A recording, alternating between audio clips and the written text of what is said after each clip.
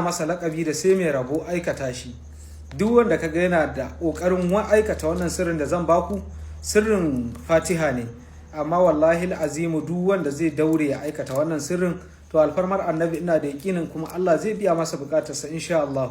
Abin da zaka yi shine zaka tashi wannan akan kowace irin bukata ce, minahiyatu kullu shay'in a duniya kake da bukata a gurin Allah, daure kawai ka aiwatar da wannan sirri da zan baka.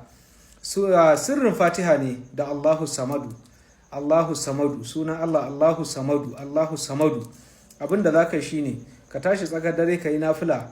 Idan ka yi nafila raka'a biyu ka karanta Fatiha qul huwallahu, Fatiha qul huwallahu.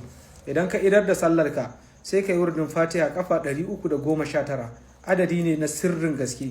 Idan ka karanta 319 sai ka zo ka cika da Allahu Samadu, Allahu Samadu 777 777. Idan ka gama wannan ka rufe da salatin annabi ka roki bukatar ka kwanta ka gani.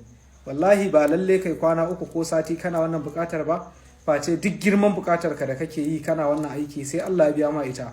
Wallahi lazimu mun ba da shi saboda Rasulullahi.